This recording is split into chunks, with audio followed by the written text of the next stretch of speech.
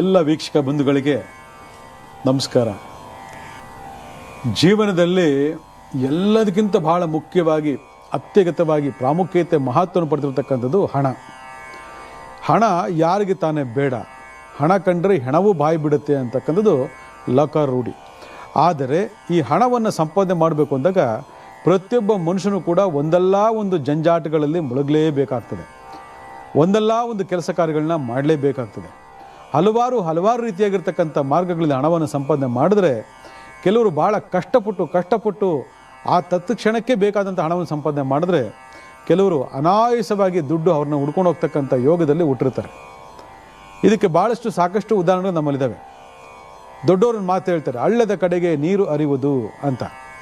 ಹಳ್ಳದ ಕಡೆಗೆ ನೀರು ಹರಿಯುವುದು ಅಂದರೆ ದುಡ್ಡಿರೋ ಹತ್ರ ದುಡ್ಡು ಜಾಸ್ತಿ ಬಂದು ಸೇರುತ್ತೆ ಅಂತ ಅರ್ಥ. ಅಲ್ಲಿಗೆ ದುಡ್ಡಿರೋರ ಹತ್ರ ದುಡ್ಡು ಬಂದು ಸೇರುತ್ತೆ ಅಂದರೆ ಅವರೆಲ್ಲ ಹತ್ರ ಏನಿದೆ ವಿಶೇಷ? ಅವ್ರಿಗೆ ಯಾಕೆ ದುಡ್ಡು ಬಂದು ಸೇರ್ತದೆ, ನಮಗೆ ಯಾಕೆ ಬಂದು ದುಡ್ಡು ಸೇರೋದಿಲ್ಲ, ನಾವೇನು ಪಾಪ ಮಾಡಿದ್ವಿ? ಇವೆಲ್ಲ ಪ್ರಶ್ನೆಗಳನ್ನು ಭಾಳ ಜನ ಹಾಕೊಳ್ತಾ ಇರ್ತಾರೆ. ಪಾಪ ಉತ್ತರ ಗೊತ್ತಾಗೋದಿಲ್ಲ. ಯಾವುದೇ ಒಂದು ಲಕ್ಷ್ಮೀ ಕಟಾಕ್ಷ ಒಬ್ಬ ವ್ಯಕ್ತಿಗೆ ಆಗಬೇಕು ಅಂತಂದರೆ ಅದಕ್ಕೆ ಪ್ರಾಪ್ತಿ ಯೋಗ ಇರಬೇಕು, ಪರಿಪೂರ್ಣವಾಗಿರ್ತಕ್ಕಂಥ ಪ್ರಾಪ್ತಿ ಯೋಗ ಇರಬೇಕು.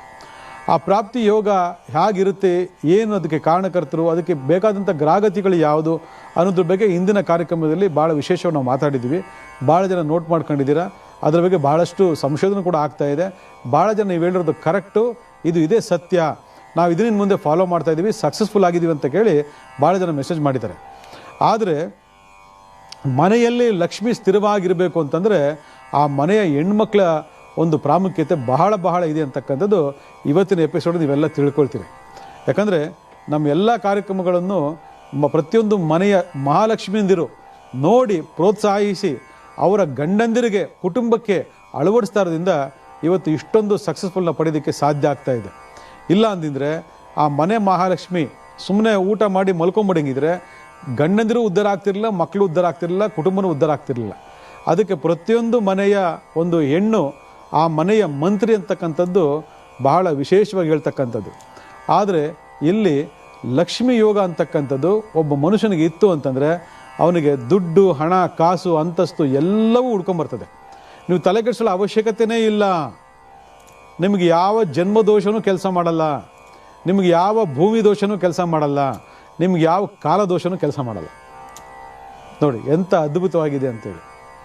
ಇಷ್ಟು ದಿವಸಗಳ ಕಾಲ ಜನ್ಮದೋಷ ನೋಡ್ಕೊಳ್ಳಿ ಅಂತ ನಾವೇ ಹೇಳ್ತಾ ಇದ್ದೀವಿ. ಇಡೀ ಪ್ರಪ್ರಥಮ ಬಾರಿಗೆ ಇಡೀ ಜ್ಯೋತಿಷ್ಯ ಕ್ಷೇತ್ರದಲ್ಲೇ ಪ್ರಪ್ರಥಮ ಬಾರಿಗೆ ಸಂಖ್ಯಾಶಾಸ್ತ್ರದ ಫೀಲ್ಡ್ನಲ್ಲಿ ಪ್ರಪ್ರಥಮ ಬಾರಿ ಬಗ್ಗೆ ನಾವು ನಮ್ಮ ಕಾರ್ಯಕ್ರಮದಲ್ಲೇ ಈ ಜನ್ಮದೋಷ, ಭೂಮಿ ದೋಷ ಮತ್ತು ಕಾಲದೋಷದ ಬಗ್ಗೆ ವ್ಯಾಖ್ಯಾನ ಮಾಡ್ತಕ್ಕಂಥದ್ದು, ಪ್ರಕಟಣೆ ಮಾಡ್ತಕ್ಕಂಥದ್ದು. ಅಲ್ಲಿವರೆಗೂ ಯಾರೂ ಇದ್ರ ಬಗ್ಗೆ ಅರಿವೇ ಇಲ್ಲ. ಇನ್ನೂ ಲಕ್ಷಾಂತರ ಜನ, ಕೋಟ್ಯಾಂತರ ಜನ ಇದ್ದಾರೆ ಇದ್ರ ಬಗ್ಗೆ ತಿಳ್ಕೊಳ್ಳೋದಕ್ಕೆ. ಇದು ಸಾಕಾಗ್ತಿಲ್ಲ, ಇನ್ನೂ ಬೇಕು, ಇನ್ನೂ ಪ್ರಚಾರ ಬೇಕು, ಇನ್ನೂ ಮಾರ್ಕೆಟಿಂಗ್ ಬೇಕು. ಆದರೆ ಯಾವತ್ತು ನೀವು ಇದನ್ನು ತಿಳ್ಕೊಂಡು ಸರಿ ಮಾಡ್ಕೊಳ್ತೀರಿ ಆವತ್ತು ಜೀವನ ಅದ್ಭುತವಾದ ಜೀವನವಾಗ್ತದೆ. ಆದರೆ ಕೆಲವರಿಗೆ ಇದು ಅವಶ್ಯಕತೆಯೇ ಇರೋದಿಲ್ಲ. ಯಾಕೆ ಅದನ್ನು ನಾವೇ ಹೇಳ್ತೀವಿ, ಇದನ್ನು ನಾವೇ ಹೇಳ್ತೀವಿ, ಅದನ್ನು ನಾವೇ ಹೇಳ್ತೀವಿ. ಯಾಕಂದರೆ ಎರಡೂ ಥರದ ವರ್ಗ ಜನ ನಮ್ಮಲ್ಲಿ ಇದ್ದಾರೆ. ನಾವು ಭಾಳ ಜನ ನಾವು ಮಾತಾಡ್ಕೊತೀವಿ, ನಮ್ಮ ಕುಟುಂಬದಲ್ಲಿ, ನಮ್ಮ ಸ್ನೇಹಿತರಲ್ಲಿ, ನಮ್ಮ ಬಂಧು ಬಾಂಧವರಲ್ಲಿ, ನಮ್ಮ ವ್ಯಾವಹಾರಿಕವಾಗಿರ್ತಕ್ಕಂಥ ಕ್ಷೇತ್ರಗಳಲ್ಲಿ ನಾವು ಮಾತಾಡ್ಕೊತೀವಿ. ಅವನನ್ನು ಪೂಜೆ ಮಾಡಲ್ಲ, ಪುನಸ್ಕಾರ ಮಾಡಲ್ಲ, ಏನು ಸೂಟ್ ಕೇಸ್ ದುಡ್ಡು ಬಂದು ಬೀಳ್ತಾ ಇರುತ್ತೆ. ಆದರೆ ಅಷ್ಟು ಧನ ಸಂಪತ್ತು ಬರ್ತಿರ್ತದೆ. ಅದಕ್ಕೆ ನಾನಾ ರೀತಿಯಾದ ಕಾರಣಗಳನ್ನು ನಾವು ವ್ಯಾಖ್ಯಾನ ಮಾಡ್ಬೋದು. ಲಕ್ಷ್ಮೀ ಯೋಗ ಅಂತಕ್ಕಂಥದ್ದು ಲಕ್ಷ್ಮಿ ಬಂದು ಕೊಡೋವಂಥದ್ದಲ್ಲ, ಹುಟ್ಟಿದಾಗಲೇ ಬರುವಂಥದ್ದು ಲಕ್ಷ್ಮೀ ಯೋಗ ಅಂತೀವಿ. ಆ ಲಕ್ಷ್ಮೀ ಯೋಗ ಹುಟ್ಟಿದಾಗಲೇ ಬರಬೇಕು ಅಂತಂದಾಗ ಆ ಪರಿಸರ ಕೂಡ ಹಾಗೇ ಇರ್ತದೆ. ಆ ಪರಿಸರದಲ್ಲಿ ಆ ವ್ಯಕ್ತಿ ಹುಟ್ಟಿದಾಗ ಆ ಲಕ್ಷ್ಮೀ ಯೋಗ ಅಂತಕ್ಕಂಥದ್ದು ಹಾಗೇ ಉತ್ಪನ್ನ ಆಗ್ತದೆ. ಇದಕ್ಕೆ ಪೂರ್ವ ಪುಣ್ಯದ ಅಗತ್ಯತೆ ಬಹಳ ಇದೆ. ಒಬ್ಬ ವ್ಯಕ್ತಿ ಲಕ್ಷ್ಮೀ ಕುಬೇರ ಯೋಗದಲ್ಲಿ ಹುಟ್ಟಬೇಕು ಅಂತಂದರೆ ಆ ಪೂರ್ವ ಪುಣ್ಯದ ಯೋಗ ಕೂಡ ಅಷ್ಟೇ ಚೆನ್ನಾಗಿರಬೇಕು. ಹಾಗೆ ಆ ತಂದೆ ತಾಯಿ ಜನ್ಮ ಕೊಡ್ತಕ್ಕಂಥ ತಂದೆ ತಾಯಿಂದರ ಒಂದು ಪೂರ್ವ ಪುಣ್ಯ ಕಾಲಗಳು ಕೂಡ ಅಷ್ಟೇ ಸದೃಢವಾಗಿರಬೇಕು. ಇದೆರಡೂ ಇಲ್ಲದಿರ್ತಕ್ಕಂಥ ವ್ಯಕ್ತಿ ಹಲವಾರು ಭೂಮಿ ದೋಷಗಳು, ಜನ್ಮ ದೋಷಗಳು, ಕಾಲದೋಷಗಳು ಸಿಕ್ಕಾಕೊಂಡ್ಬಿಡ್ತಾನೆ. ಆವಾಗ ನಮ್ಮಂಥವ್ರು ಹೇಳೋದೇನೆಂದರೆ ಆ ದೋಷ ಪರಿಹಾರ ಮಾಡ್ಕೊಳ್ಳಿ, ಈ ದೋಷ ಪರಿಹಾರ ಮಾಡ್ಕೊಳ್ಳಿ, ಅದು ಮಾಡಿದ್ರೆ ಹಿಂಗಾಗುತ್ತೆ, ಇದು ಮಾಡಿದ್ರೆ ಹಂಗಾಗುತ್ತೆ ಅಂತ ಹೇಳಿ ನಾವು ಸರಿಯಾದ ದಾರಿಯನ್ನು ತೋರಿಸಲಿಕ್ಕೆ ಪ್ರಯತ್ನ ಪಡ್ತೀವಿ. ಆದರೆ ಕೆಲವರಿಗೆ ಯಾವ ದಾರಿನೂ ಬೇಕಾಗಿಲ್ಲ, ಯಾವ ಆದೇಶನೂ ಬೇಕಾಗಿಲ್ಲ, ಯಾರ ಸಲಹೆನೂ ಬೇಕಾಗಿಲ್ಲ. ತಾವು ಮಾಡ್ತಕ್ಕಂಥ ಕೆಲಸ ಕಾರ್ಯಗಳಲ್ಲಿ ದಿನನಿತ್ಯ ಬರ್ತಾ ಇರುತ್ತೆ. ಯಾಕಂದರೆ ಭಗವಂತ ಕೊಟ್ಟಿದ್ದನ್ನ ಕಿತ್ಕೊಳ್ಳೋದಿಲ್ಲ ಯಾವುದೇ ಕಾರಣಕ್ಕೂ ಅಂತ ನಾವು ಭಾಳಷ್ಟು ಕಾರ್ಯಕ್ರಮ ಹೇಳ್ತಾ ಇರ್ತೀವಿ. ತುಂಬ ಜನ ಹೇಳ್ತಕ್ಕಂಥದ್ದು ಹಂಗೆ ಕೊಟ್ಟ ಹಂಗೆ ಕಿತ್ಕೊಂಡ ಅಂತ ಭಾಳ ಜನ ಹೇಳ್ತಾರೆ. ಕಿತ್ಕೊಳ್ಳೋದಕ್ಕೆ ಅವನು ಯಾರು, ಕೊಡೋದಕ್ಕೆ ಅವನು ಯಾರು? ಅವನೇ ಕೊಡುವವನು, ಅವನೇ ಕಿತ್ತುಕೊಳ್ಳುವವನು. ಆದರೆ ನಾವು ವಿಶೇಷವಾಗಿ ದೇವ್ರ ಮೇಲೆ ಅಪವಾದಗಳನ್ನ ಹೊರಿಸ್ಬಿಡ್ತೀವಿ. ಇದು ಬಹಳ ಬಹಳ ತಪ್ಪು. ದೇವರು ಕೊಟ್ಟಿದ್ದಾನೆ, ಕಿತ್ಕೊಳ್ಳೋದು ನಮ್ಮ ಪ್ರಾರಬ್ಧ ಕರ್ಮಗಳು, ನಮ್ಮ ಸಂಚಿತ ಕರ್ಮಗಳು, ನಮ್ಮ ಕುಟುಂಬ ದೋಷಗಳು. ಈ ಕುಟುಂಬ ದೋಷಗಳು, ಈ ಪ್ರಾರಬ್ಧ ಕರ್ಮಗಳು ಯಾರಲ್ಲಿ ಹೆಚ್ಚಾಗಿರ್ತದೆ ಅವರಿಗೆ ಈ ರೀತಿಯಾಗಿರ್ತಕ್ಕಂಥ ಅನುಭವಗಳು ಆಗ್ತಿರ್ತದೆ. ಯಾರಲ್ಲಿ ಈ ಥರ ಎಲ್ಲ ಇರೋದಿಲ್ಲ ಅವ್ರಿಗೆ ಇದೆಲ್ಲ ಅವಶ್ಯಕತೆ ಇರೋದಿಲ್ಲ, ಇದೆಲ್ಲ ಅವ್ರಿಗೆ ಗೊತ್ತೇ ಇರೋದಿಲ್ಲ. ಅವರು ಯಾವಾಗಲೂ ಲಕ್ಷ್ಮಿ ಸ್ಥಿರತೆ ಹೊಂದಿರತಕ್ಕಂಥ ಕುಬೇರರಾಗಿರ್ತಾರೆ. ಹಾಗಾದ್ರೆ ನೀವು ಕುಬೇರರಾಗಬೇಕಾ? ಪ್ರತಿಯೊಬ್ಬರಿಗೂ ಕಾರ್ಯಕ್ರಮ ನೋಡ್ತಾ ಎಲ್ರಿಗೂ ಆಸೆ, ಅಯ್ಯೋ ಇಷ್ಟು ದಿನ ಕಾರ್ಯಕ್ರಮಗಳಿಗಿಂತ ಇವತ್ತೇನೋ ಭಾಳ ಡಿಫ್ರೆಂಟ್ ಆಗಿದೆ, ಚೆನ್ನಾಗಿದೆ, ನಮಗಿದೇ ಮುಖ್ಯ ಬೇಕಾಗಿರೋದು ಅಂತ ಅಂದ್ಕೊಳ್ತಾ ಇದ್ದೀರ. ಪಾಪ ನೀವೆಲ್ಲ ಅನ್ಕೊಳ್ಳಿ, ಯಾಕಂದರೆ ಅದರ ಉದ್ದೇಶ, ನಿಮ್ಮ ಎಲ್ಲ ರೀತಿಯ ಉದ್ದೇಶಗಳನ್ನ ಈಡೇರಿಸ್ತಕ್ಕಂಥದ್ದೇ ನಮ್ಮ ಕರ್ತವ್ಯ, ನಮ್ಮ ಜವಾಬ್ದಾರಿ ಕೂಡ. ಅದರ ನಿಟ್ಟಿನಲ್ಲಿ ಹಲವಾರು ಸಂಶೋಧನೆಗಳನ್ನ ಮಾಡಿಕೊಂಡು ವ್ಯಕ್ತಿ ಮಾನವನಾಗಿ ಹುಟ್ಟಿದ ಮೇಲೆ ನೆಮ್ಮದಿ, ಸುಖ, ಶಾಂತಿಯನ್ನು ಸಂಪಾದನೆ ಮಾಡಬೇಕು ಅಂದಾಗ ಹಣದ ಅವಶ್ಯಕತೆ ಬಹಳ ಮುಖ್ಯ ಇದೆ.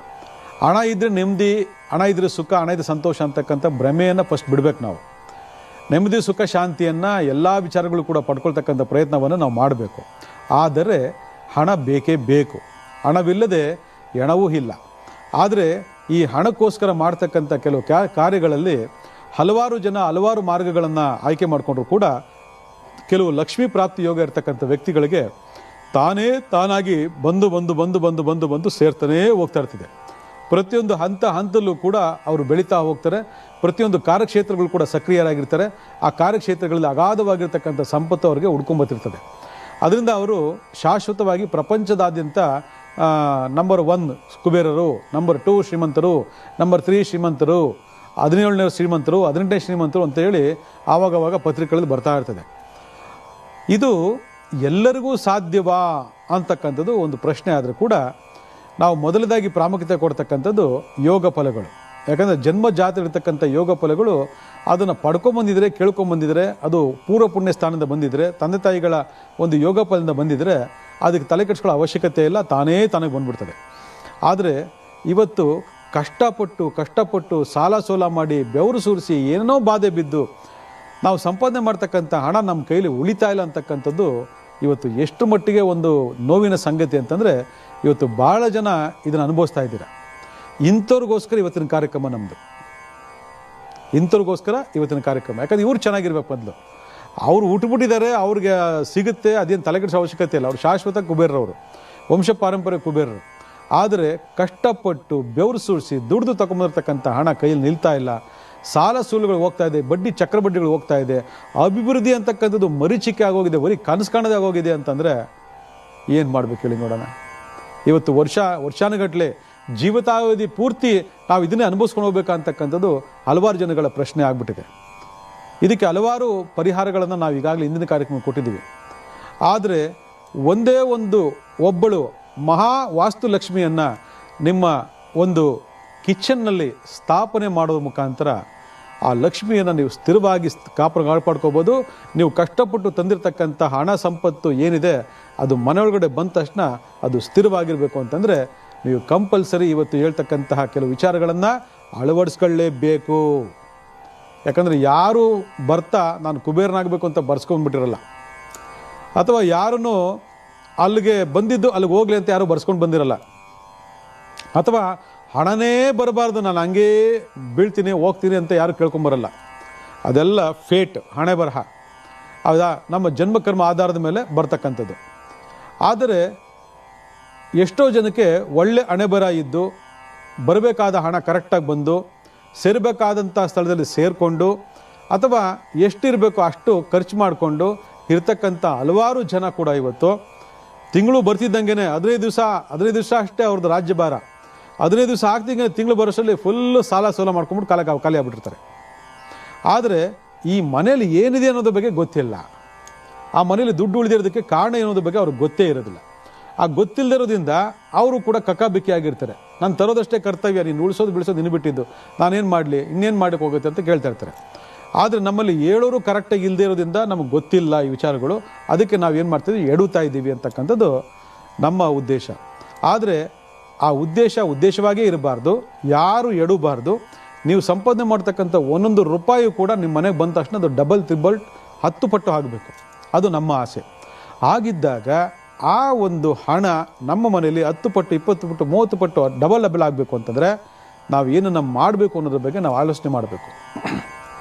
ಅದಕ್ಕೆ ಇವತ್ತು ವಾಸ್ತು ಲಕ್ಷ್ಮಿಯನ್ನು ಸ್ಥಿರ ಲಕ್ಷ್ಮಿಯಾಗಿ ಕೂರಿಸ್ತಕ್ಕಂಥ ಒಂದು ಬಗೆ ಪ್ರತಿಯೊಂದು ಹೆಣ್ಮಕ್ಳು ಕೂಡ ಅಥವಾ ಗಂಡ್ಮಕ್ಳು ಕೂಡ, ಪುರುಷರು ಸ್ತ್ರೀಯರು ಎಲ್ಲರೂ ತಿಳ್ಕೋಬೇಕು.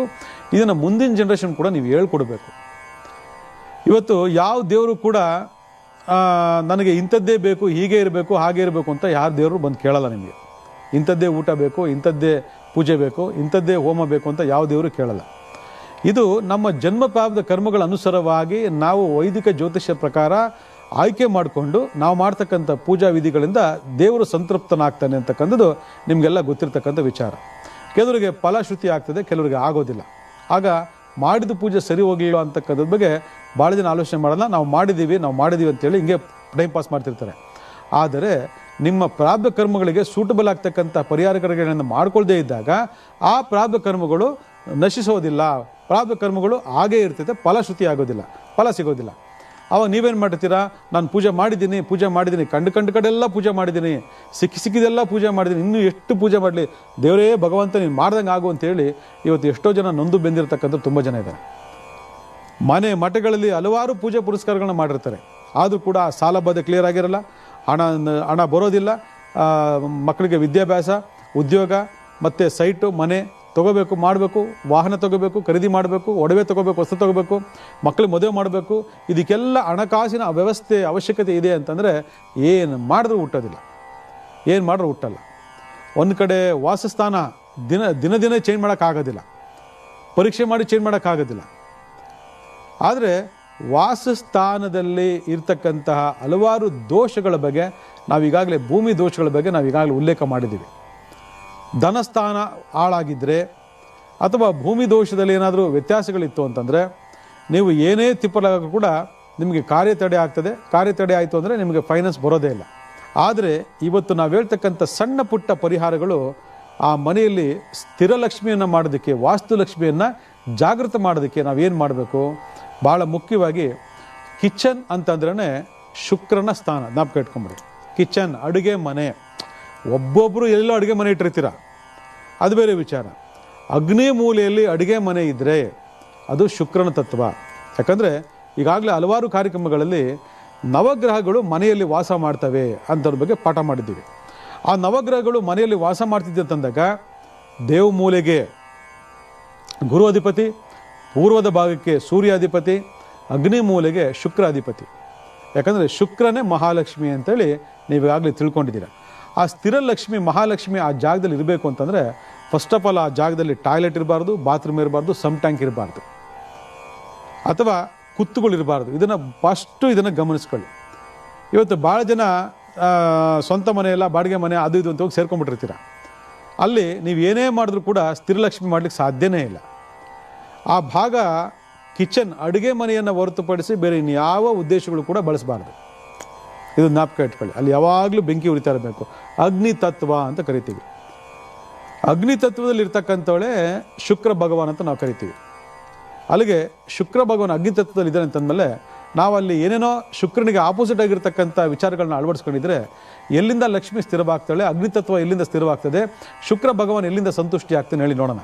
ಅಗ್ನಿ ಮೂಲೆ ಅಂತಕ್ಕಂಥದ್ದು ಶುಕ್ರನ ಒಂದು ಸ್ಥಾನ. ಶುಕ್ರನ ಸ್ಥಾನ ಯಾವಾಗಲೂ ಕೂಡ ನಾವು ಜಾಗೃತವಾಗಿ ಇಟ್ಕೊಂಡಿರಬೇಕು.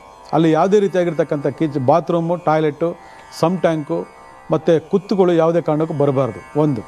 ಎರಡನೇದು ಭಾಳ ವಿಶೇಷವಾಗಿ ಅಲ್ಲಿ ಅಡುಗೆ ಮನೆಯೇ ಬರಬೇಕು. ಅಲ್ಲಿ ಅಗ್ನಿ ಯಾವಾಗಲೂ ಉರಿತಾ ಇರಬೇಕು. ಅಗ್ನಿ ತತ್ವವೇ ಶುಕ್ರ ತತ್ವ ಅಂತ ಹೇಳಿದ್ರೆ ತಪ್ಪಾಗಲಾರ್ದು. ಇಲ್ಲಿ ಇನ್ನೊಂದು ವಿಶೇಷವಾಗಿ ಅಡುಗೆ ಮನೆಯನ್ನು ಸ್ವಚ್ಛವಾಗಿ ಇಟ್ಕೊಳ್ಬೇಕು. ಪದೇ ಪದೇ ನಾನು ಹೇಳ್ತಾನೆ ಇದ್ದೀನಿ, ಅಡುಗೆ ಮನೆಯನ್ನು ಸ್ವಚ್ಛವಾಗಿ ಇಟ್ಕೊಂಡಿರಬೇಕು. ಅವತ್ತಿಂದ ಬಳಸಿದ ಪಾತ್ರೆ ಪಕ್ಕಗಳನ್ನು ಅವತ್ತೇ ಕ್ಲೀನ್ ಮಾಡಿ ನೀಟಾಗಿ ಇಟ್ಕೋಬೇಕು.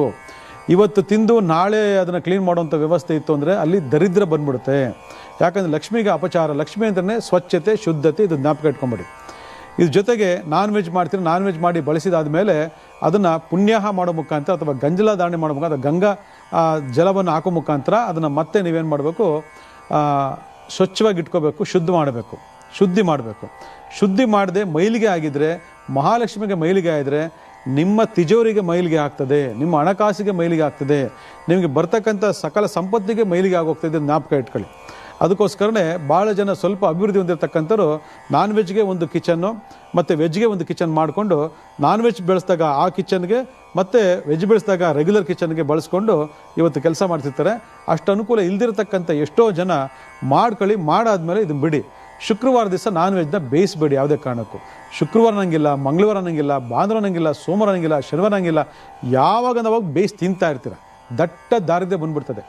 ಇದನ್ನು ಫಸ್ಟ್ ಅವಾಯ್ಡ್ ಮಾಡಿ, ಆಯಿತಾ? ಅದಾದಮೇಲೆ ಸ್ಟವ್, ಬೇಯಿಸಿದ ಸ್ಟವನ್ನು ಯಾವತ್ತೂ ಸ್ವಚ್ಛವಾಗಿ ಇಟ್ಕೊಳ್ಳಿ, ಅವತ್ತವತ್ತೇ ಸ್ವಚ್ಛ ಮಾಡಬೇಕು. ಯಾಕಂದರೆ ಅಗ್ನಿ ಉರಿಯೋದು ಸ್ಟವ್ನಲ್ಲೇ. ಅದು ಗ್ಯಾಸು, ಒಲೆನೋ, ಮತ್ತೊಂದು ಮಗದೊಂದು ಸಿಮೆಂಟ್ನದು ಯಾವುದೋ ಅಗ್ನಿ ಉರಿತದೆ. ಆ ಸ್ಟವನ್ನು ದಿನನಿತ್ಯ ಕ್ಲೀನ್ ಮಾಡಬೇಕು. ಅದು ಒಂದು ರೀತಿ ದೀಪ ಇದ್ದಂಗೆ. ದೀಪನ ಎಲ್ಲೊಂದಲ್ಲ ಹಚ್ಬಿಡ್ತೀರಾ, ಆ ದೀಪವನ್ನು ಸ್ವಚ್ಛ ಮಾಡಿ ಬತ್ತಿ ಇಟ್ಟು ದೀಪ ಅಂಟಿಸ್ತಿರಲ್ವಾ, ಇದು ಅದೇ ಥರನೇ, ಆಯಿತಾ? ಸ್ಟವನ್ನು ನೀಟಾಗಿ ಅವತ್ತವತ್ತೇ ಕ್ಲೀನ್ ಮಾಡಿ ಇಡಿ. ಪ್ರತಿ ಸರಿ ಅಗ್ನಿ ಹಚ್ಬೇಕಾದ್ರೂ ಕೂಡ ಆ ಸ್ಟವ್ಗೆ ಅರ್ಶಿನ ಕುಂಕುಮ ಇಟ್ಟುಬಿಟ್ಟು ಅಗ್ನಿ ಹಚ್ಚಿ, ನನ್ನ ಮನೆಯ ಅಡುಗೆ ಇವತ್ತು ಆರೋಗ್ಯಕರವಾಗಿರಲಿ, ತಾಯಿ ಮಹಾಲಕ್ಷ್ಮಿ ನಿನ್ನ ಅನುಗ್ರಹ ನಮ್ಮ ಮೇಲಿರಲಿ, ನಮ್ಮ ಕುಟುಂಬದಲ್ಲಿರಲಿ ಅಂತೇಳಿ ಅಗ್ನಿನ ಹಚ್ಚಬೇಕು ಅಂದಾಗ ಪ್ರತಿಯೊಬ್ಬರು ಕೂಡ ಭಯಭಕ್ತಿಯಿಂದ ಆ ಸ್ಟವ್ಗೆ ಮಾಡಬೇಕು. ಇವತ್ತು ಭಾಳ ಜನ ಗೃಹ ಪ್ರವೇಶಕ್ಕೆ ಸ್ಟವ್ ತಗೊಂಬಂದು ಕಷ್ಟ ಮುಗಿಬಿಟ್ಟು ಕಡ್ಡಿ ಹಚ್ಚಿದ್ದೆ, ಅದಾದಮೇಲೆ ತಿರುಗು ನೋಡಲ್ಲ ಅದ್ರ ಕಡೆ. ಅಡುಗೆ ಮಾಡು, ಬೇಸಾಕು, ತಿನ್ನು, ಅಡುಗೆ ಮಾಡು, ಬೇಸಾಕು, ತಿನ್ನು, ಇಷ್ಟೆಲ್ಲ ಕಾಲ ಕಳಿತೀರ ಬರುತ್ತೋ. ಅದನ್ನು ಸ್ವಚ್ಛಗೆ ಇಟ್ಕೋಬೇಕು. ಅಲ್ಲ ಎಷ್ಟೊಂದು ಜಿಡ್ಡು ಜಾಡಿ ಇರ್ತದೆ ಅಂದರೆ ಒಂದು ಸ್ವಲ್ಪ ಸ್ಟವನ್ನು ತೆಗೆದು ಹಿಂದೆ ನೋಡಿ. ಗ್ಯಾಸನ್ನು ನೀವು ಕ್ಲೀನ್ ಮಾಡ್ಕೋಬೇಕು. ಗ್ಯಾಸ್ ಸ್ಟವ್ ಕ್ಲೀನ್ ಮಾಡಬೇಕು ಮತ್ತು ಗ್ಯಾಸನ್ನು ಕ್ಲೀನ್ ಮಾಡ್ಕೋಬೇಕು. ಯಾಕೆ ಅಂದರೆ ಗ್ಯಾಸ್ಗೆ ಅಧಿಪತಿಯಾಗಿರ್ತಕ್ಕಂಥನು ಶನಿ ಭಗವಾನ್. ಶನಿ ಭಗವಾನು ನೀವು ಯಾವಾಗ ಸ್ವಚ್ಛವಾಗಿ ಇಟ್ಕೊಂಡಿರ್ತೀರ, ಅವನು ಶುಕ್ರ ಭಗವಾನಾಗಿ ಪರಿವರ್ತನೆ ಆಗ್ತಾನೆ. ಯಾವಾಗ ನೀವು ಗಲೀಜಾಗಿ ಯಾವುದೋ ಮೂಲೆಯಲ್ಲಿ ಸೇರಿಸ್ಬಿಟ್ಟು ಅದನ್ನೆಲ್ಲ ಮುಚ್ಚಿಬಿಟ್ಟು ಗಲೀಜಾಗಿ ಧೂಳಾಗಿ ಮಾಡಿರ್ತೀರ, ಈ ಗ್ಯಾಸ್ ಏನಾಗುತ್ತೆ, ಶನಿ ತತ್ವ ಜಾಸ್ತಿಯಾಗಿ ಶುಕ್ರ ತತ್ವ ಹೋಗಿ ಶನಿ ತತ್ವ ಆಗೋಗ್ತದೆ. ಯಾವಾಗ ಗ್ಯಾಸು ಯಾವಾಗ ಗಲೀಜಾಗ್ತದೆ, ಶನಿ ತತ್ವ ಬಂದ್ಬಿಡ್ತದೆ. ಶನಿ ತತ್ವ ಬಂದರೆ ನಿಮ್ಗೆ ನಾನು ಹೇಳ್ಬೇಕಾದ್ರೆ ಅವಶ್ಯಕತೆನೇ ಇಲ್ಲ ಏನಾಗುತ್ತೆ ಅಂತೇಳಿ. ಇದು ಭಾಳ ಮುಖ್ಯವಾಗಿ. ಅಳಿಸಿದ ಪದಾರ್ಥಗಳನ್ನ ಯಾವುದೇ ಕಾರಣಕ್ಕೂ ಇಡಬೇಡಿ, ಇದು ನೆನ್ಪಿಟ್ಕೊಳ್ಳಿ. ಜೊತೆಗೆ ಶುಕ್ರವಾರ ಗುರುವಾರ ಯಾವುದೇ ಕಾರಣಕ್ಕೂ ನಾನ್ ವೆಜ್ನ ಮಾಡೋಕ್ಕೆ ಹೋಗ್ಬೇಡಿ. ಯಾಕಂದರೆ ಧನಸ್ಥಾನ ಕೊಡ್ತಕ್ಕಂಥ, ಧನ ಯೋಗ ಕೊಡ್ತಕ್ಕಂಥ ವಾರಗಳಿವೆ. ಇದನ್ನು ಸಂಪೂರ್ಣವಾಗಿ ವರ್ಜಿಸಿ. ಇನ್ನು ನೆಕ್ಸ್ಟು ಉಪ್ಪು. ಆ ವಾಸ ಮಾಡ್ತಕ್ಕಂಥ ಆ ಜಾಗದಲ್ಲಿ ಉಪ್ಪನ್ನು ಎಲ್ಲರೂ ಶೇಖರಣೆ ಮಾಡೇ ಇಟ್ಟಿರ್ತೀರ. ಆದರೆ ಉಪ್ಪನ್ನು ಏನೇನು ಮಾಡ್ತೀರ ಅಂದರೆ ಸ್ಟೀಲ್ ಡಬ್ಬದಲ್ಲಿ ಶೇಖರಣೆ ಮಾಡ್ತೀವಿ. ಯಾವುದೇ ಕಾರಣಕ್ಕೂ ಸ್ಟೀಲ್ ಡಬ್ಬದಲ್ಲಿ ಉಪ್ಪನ್ನೇ ಶೇಖರಣೆ ಮಾಡೋದು. ಪ್ಲಾಸ್ಟಿಕ್ ಡಬ್ಬ ಆಗಿರ್ಬೋದು, ಸ್ಟೀಲ್ ಡಬ್ಬದಲ್ಲಿ ಮಾಡ್ಬೋದು. ಸ್ಟೀಲ್ ಅಂತಂದರೆ ಶನಿ ಭಗವಾನ್. ಸ್ಟೀಲ್ ಡಬ್ಬಿಲಿ ಉಪ್ಪು ಹಾಕಿದ್ರೆ, ಉಪ್ಪು ಯಾರು? ಮಹಾಲಕ್ಷ್ಮಿ ಸ್ವರೂಪ, ಶುಕ್ರ ತತ್ವ. ಅಲ್ಲಿಗೆ ಶನಿ ಮತ್ತು ಶುಕ್ರ ತತ್ವ ಮಿಕ್ಸ್ ಆಯಿತು ಅಂದರೆ ಏನಾಗ್ತದೆ, ಅಲ್ಲಿಗೆ ಶುಕ್ರ ತತ್ವ ಹೋಗ್ಬಿಡ್ತು. ಅಲ್ಲಿಗೆ ಶನಿ ಹಿಡ್ಕೊಂಡ್ರೆ, ಶನಿ ಪೀಡಿತನ ಆದರೆ ನಮಗೇನಾಗ್ತದೆ ನಿಮಗೆಲ್ಲ ಗೊತ್ತಿರೋ ವಿಚಾರ. ಅದರಿಂದ ಯಾವಾಗಲೂ ಕೂಡ ನೀವೇನು ಮಾಡಬೇಕು, ಪಿಂಗಾಣಿಯುಕ್ತ ಒಂದು ಉಪ್ಪಿನ ಜಾಡಿ ಅಂತ ಕರಿತೀವಿ. ಉಪ್ಪಿನ ಜಾಡಿನಲ್ಲಿ ಯಾವಾಗಲೂ ಕೂಡ ಉಪ್ಪನ್ನು ಶೇಖರಣೆ ಮಾಡಿಡಬೇಕು. ಉಪ್ಪನ್ನು ಎಷ್ಟು ಪವಿತ್ರವಾಗಿ ಶೇಖರಣೆ ಮಾಡಿ ನೀಟಾಗಿ ಸ್ವಚ್ಛವಾಗಿ ಇಟ್ಕೊಂಡಿರ್ತೀರ, ಅಷ್ಟು ಧನಾಭಿವೃದ್ಧಿ ಮೇಲಾಗುತ್ತೆ. ನಿಮ್ಮ ಮನೆಯ ಕಿಚನ್ನಲ್ಲಿ ವಾಸ್ತುಲಕ್ಷ್ಮಿ ಸ್ಥಿರವಾಗಿರೋಳು ಎಲ್ಲಿ ಗೊತ್ತಾ? ಇದೇ ಉಪ್ಪಿನ ಜಾಡಿನಲ್ಲಿ, ಆಯಿತಾ? ಇದೇ ಉಪ್ಪಿನ ಜಾಡಿ. ಈ ಉಪ್ಪಿನ ಜಾಡಿನಲ್ಲಿ ಉಪ್ಪಿನಕಾಯಿ ಹಾಕೋ ಜೊತೆಗೆ ನೀವು ಬೇರೆ ಜಾಡಿನಲ್ಲಿ ಉಪ್ಪನ್ನು ಸಂಗ್ರಹ ಇಟ್ಟು ಇದರಿಂದ ತಗೊಳ್ಳೋದು ಮಾಡೋದು ಉಪಯೋಗ ಮಾಡ್ತಾ ಬನ್ನಿ. ಇದಾಯ್ತಲ್ವಾ? ಇನ್ನು ಮಹಾಲಕ್ಷ್ಮಿಯಲ್ಲಿ ಈ ಒಂದು ಉಪ್ಪಿನ ಜಾಡಿಯಲ್ಲಿ ಸ್ಥಿರವಾಗಿರಬೇಕು ಅಂತಂದರೆ ನೀವೇನು ಮಾಡಬೇಕು, ಒಂದು 6 ಅರಿಶಿನ ಕೊಂಬನ್ನು ತಗೊಳ್ಳಿ. ಈ 6 ಅರಿಶಿನ ಕೊಂಬನ್ನು ತೊಗೊಂಡು ಯಾವುದಾದ್ರೂ ಒಂದು ಮಹಾಲಕ್ಷ್ಮಿ ದೇವಸ್ಥಾನಕ್ಕೆ ಇದನ್ನು ಹಾರವಾಗಿ ಪೋಣಿಸ್ಬಿಟ್ಟು ನೀವೇನು ಮಾಡಬೇಕು, ಮಹಾಲಕ್ಷ್ಮಿ ಕತ್ತಿಗೆ ಹಾಕಿ ಅಥವಾ ಪಾದದಲ್ಲಿಟ್ಟು ಪೂಜೆ ಮಾಡಿಕೊಡಿ ಅಂತ ಹೇಳಬೇಕು. ಲಕ್ಷ್ಮೀ ಅಷ್ಟೋತ್ತರ, ಲಲಿತ ಸಹಸ್ರನಾಮ ಅಥವಾ ದುರ್ಗಾ ಸಪ್ತಶತಿ ಇವೆಲ್ಲ ಮಾಡಿಸ್ಬಿಟ್ಟು ನೀವೇನು ಮಾಡಬೇಕು, ಆ 6 ಅರಿಶಿನ ಕೊಂಬ ತೊಗೊಂಡು ಬಂದು ಈ ಉಪ್ಪಿನ ಜಾಡಿನ ತೊಗೊಂಬಂದು ಹಿಂಗೆ ಹಾಕ್ಬಿಟ್ಟು ಮುಚ್ಕೊಳ್ಳಿ. ಯಾವ ಬೇಕಾವ ಉಪಯೋಗ ಮಾಡ್ಕೊಳ್ಳಿ. ವಾರಕ್ಕೊಂದ್ಸರಿ ಮಾಡಬೇಕು ಇದನ್ನು. ಶುಕ್ರವಾರ ಯಾರು ಮಾಡ್ತಾ ಬರ್ತೀರಾ, ಬಹಳ ಅದ್ಭುತವಾಗಿರ್ತಕ್ಕಂಥ ಯೋಗ ಫಲ. ಅಂದರೆ ತಾಯಿ ಮಹಾಲಕ್ಷ್ಮಿಯ ವಿಘ್ನ ಬರ್ತಕ್ಕಂಥ ಆ ಒಂದು ಮಹಾಲಕ್ಷ್ಮಿಯ ಅಂಶ ಅರಿಶಿನ ಕೊಂಬ ಮುಖಾಂತರ ನಿಮ್ಮ ಉಪ್ಪಿನ ಜಾಡಿ ಬಂದು ಕೂತ್ಕೊಳ್ತಾಳೆ. ಉಪ್ಪಿನ ಜಾಡಿನ ಬಂದು ಕೂತ್ಕೊಳ್ತು ಅಂದರೆ ನಿಮಗೆ ದುಡ್ಡು ಹಣಕಾಸಿನ ಪ್ರಭಾವ ಯಾವತ್ತೂ ನಿಮಗೆ ಕಾಣೋದಿಲ್ಲ, ಯಾವತ್ತೂ ದಾರಿದ್ರ್ಯ ಬರೋದಿಲ್ಲ. ನಿಮಗೆ ಬರ್ತಕ್ಕಂತಹ ಯೋಗ ಫಲಗಳೆಲ್ಲ ಆಟೋಮೆಟಿಕಲಿ ಆಕ್ಟಿವೇಟ್ ಆಗಿಬಿಡ್ತದೆ. ಬರಬೇಕಾಗಿರೋ ದುಡ್ಡು, ಕೊಟ್ಟಿರೋ ದುಡ್ಡು, ಏನೋ ಬಡ್ತಿ ಅಥವಾ ಇನ್ವೆಸ್ಟ್ಮೆಂಟ್ಸು ಏನೇನು ಬೇಕೋ ಎಲ್ಲವೂ ಕೂಡ ನಿಮಗೆ ಸುಲಭ ಬರೋದಕ್ಕೆ ದಾರಿ ಆಗ್ತದೆ. ನೋಡಿ, ಇದಿಷ್ಟು ಅದ್ಭುತವಾಗಿರ್ತಕ್ಕಂಥ ವಿಚಾರಗಳು. ಅದರಿಂದ ನಾವು ಯಾವುದನ್ನೇ ಮಾಡಬೇಕಂದ್ರೂ ಕೂಡ ನಾವು ಆಯಾ ಭಾಗಗಳನ್ನು ನಾವು ಸ್ಥಿರವಾಗಿ ಇಟ್ಕೊಂಡಿದ್ದೀವ, ಸ್ವಚ್ಛವಾಗಿ ಇಟ್ಕೊಂಡಿದ್ದೀವ, ಶುದ್ಧವಾಗಿ ಇಟ್ಕೊಂಡಿದ್ದೀವ ಅನ್ನೋದ್ರ ಬಗ್ಗೆ ನಾವು ಹೆಚ್ಚು ಗಮನ ಕೊಡಬೇಕು. ಯಾಕಂದರೆ ನಮ್ಮನ್ನು ಆಳ್ತಕ್ಕಂಥದ್ದು ನವಗ್ರಹಗಳು, ನಮ್ಮನ್ನು ಆಳ್ತಕ್ಕಂಥದ್ದು 27 ನಕ್ಷತ್ರಗಳು, ನಮ್ಮ ಮನೆಯನ್ನು ಆಳ್ತಕ್ಕಂಥದ್ದು ಕೂಡ 27 ನಕ್ಷತ್ರಗಳು, 12 ಗ್ರಹಗಳು, 12 ರಾಶಿಗಳು, 9 ಗ್ರಹಗಳು. ಇವನ್ನ ನಾವು ಯಾವಾಗ ಆಯಾ ಭಾಗದ ಮುಖಾಂತರ ನಾವು ಸ್ಥಿರವಾಗಿ ಇಟ್ಕೊಳ್ಳಲ್ಲ, ಆವಾಗ ನಮಗೆ ಆಯಾ ಗ್ರಹದ ಪ್ರಭಾವಗಳು ಕುಂಠಿತವಾಗಿ ಅಥವಾ ಆ ಒಂದು ಶಕ್ತಿಹೀನವಾಗಿ ನಮಗೆ ದುಷ್ಟಶಕ್ತಿಗಳು ಅಥವಾ ದುರ್ಯೋಗಗಳು ಅಥವಾ ದರಿದ್ರ ಲಕ್ಷ್ಮಿ ಯೋಗಗಳು ಅಥವಾ ಆ ಒಂದು ಶಕ್ತಿಯ ಒಂದು ಕ್ರೂರತ್ವ ಇರತಕ್ಕಂತಹ ದುಷ್ಟ ಗ್ರಹಗಳು ಕೆಲಸ ಮಾಡೋಕ್ಕೆ ಶುರು ಮಾಡಿದಾಗ ಪರಿವರ್ತನೆಗಳಾಗೋಗ್ತದೆ. ಆಗ ನೀವನ್ಕೊಳ್ಳೋದು ದುಡ್ಡು ಬರ್ತಾ ಇಲ್ಲ, ಕಾಸು ಬರ್ತಾ ಇಲ್ಲ, ಕೆಲಸ ಆಗ್ತಾ ಇಲ್ಲ, ಆ ತಡೆ ಇದೆ, ಈ ತಡೆ ಇದೆ, ಅದು ಪ್ರಾಬ್ಲಮ್, ಇದು ಪ್ರಾಬ್ಲಮ್, ಬೇರೆ ಯಾರಿಗೋ ದುಡ್ಡು ಬರ್ತದೆ, ನಮ್ಮ ದುಡ್ಡು ಬರಲ್ಲ ಅಂತ. ದುಡ್ಡು ಸರಾ ಬರ್ತಕ್ಕಂಥವ್ರ ಮನೆ ಎಷ್ಟು ನೀಟಾಗಿ ಇಟ್ಕೊಂತಾರೆ ನೋಡಿ. ಹೋಗಿ ಬಡತನ ಕೊಡ್ತಾನೆ, ಕೊಳ್ತನ ದೇವ್ರು ಕೊಡೋದಿಲ್ಲ. ಅದರಿಂದ ಬಡತನ ಜೊತೆಯಲ್ಲಿ ಶುಚಿತ್ವವನ್ನು ಗಳಿಸ್ಕೊಳ್ತಾ ಬಂದರೆ ಆ ಬಡತನದಲ್ಲಿ ಮಹಾಲಕ್ಷ್ಮಿ ಬಂದು ಸ್ಥಿರವಾಗ್ತಾಳೆ. ಆವಾಗ ನೀವು ಕೂಡ ಕುಬೇರರಾಗ್ಬಿಡ್ತೀರ. ಇಷ್ಟೇ ಸೀಕ್ರೆಟು. ನಾನು ಬಡತನ ಇದೆ, ಬಡತನದಲ್ಲಿ ಕೊಳ್ತನ ಮಾಡ್ಕೊಳ್ತಾ ಬಂದರೆ ದರಿದ್ರ ಲಕ್ಷ್ಮಿ ಬಂದು ಹೊಡಿತಾಳೆ. ಯಾವ ಕಾರಣಕ್ಕೂ ಎದ್ದೊಳ್ಳಲ್ಲ. ನೀವು ದರಿದ್ರರಾಗೇ ಇರ್ತೀರಾ, ಬಡವರಾಗೇ ಇರ್ತೀರಾ, ಯಾವತ್ತೂ ಶ್ರೀಮಂತರಾಗೋದೇ ಇಲ್ಲ. ಶ್ರೀಮಂತರು ಶ್ರೀಮಂತರಾಗೇ ಇರ್ತಾರೆ. ಯಾಕಂದ್ರೆ ಸ್ವಚ್ಛತೆ ಶುದ್ಧತೆಗೆ ಹೆಚ್ಚು ಆದ್ಯತೆ ಇರ್ತದೆ. ಯಾವುದು ಬೇಕೋ ನಿಮ್ಗೆ ಆಯ್ಕೆ ಮಾಡ್ಕೊಳ್ಳಿ. ಒಳ್ಳೆಯದಾಗಲಿ.